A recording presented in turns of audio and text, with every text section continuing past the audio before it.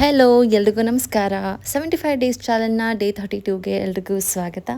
ಎಂದಿನಂತೆ ನನ್ನ ಯೋಗ ಕ್ಲಾಸ್ ಮುಗಿಸಿ ನಾನು ಸ್ವಲ್ಪ ವರ್ಕೌಟ್ ಮಾಡಿದೆ. ಇವತ್ತು ಸ್ವಲ್ಪ ಬೆಟರ್ ಇದೆ.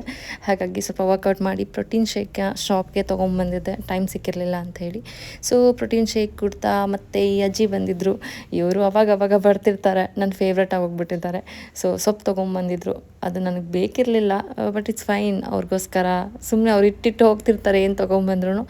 ಅದನ್ನು ಅವ್ರ ಹತ್ರ ತೊಗೊಂಡು ಅವ್ರ ಜೊತೆ ಸ್ವಲ್ಪ ಮಾತುಕತೆ, ಮತ್ತು ಇವ್ರು ಬಂದಾಗೆಲ್ಲ ನಾನು ಇವ್ರ ಕೈ ಟಚ್ ಮಾಡ್ತಾ ಇರ್ತೀನಿ. ಅದೊಂಥರ ನಮ್ಮ ಅಜ್ಜಿ ಇದ್ದರು, ಅವ್ರಿಗೂ ನಾನು ಹಾಗೆ ಮಾಡ್ತಾ ಇದ್ದಿದ್ದು. ಅಂದರೆ ಅವ್ರ ಕೈ ತುಂಬ ಸಾಫ್ಟಾಗಿರುತ್ತೆ, ತುಂಬ ವಯಸ್ಸಾಗಿರುತ್ತಲ್ವ, ಅದು ಮುಟ್ಟೋದಕ್ಕೆ ತುಂಬ ಸಾಫ್ಟ್ ಅನಿಸುತ್ತೆ.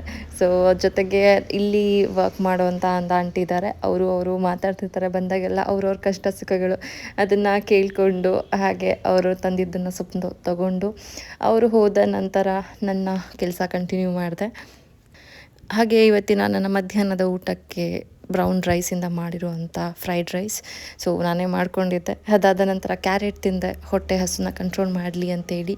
ಆಮೇಲೆ ಇವತ್ತು ತುಂಬ ಕೆಲಸ ಆಯಿತು. ಆ ಕೆಲಸಗಳನ್ನ ಕಂಪ್ಲೀಟ್ ಮಾಡ್ತಾ ಗ್ರೀನ್ ಟೀ ಮತ್ತು ಡ್ರೈ ಫ್ರೂಟ್ಸ್.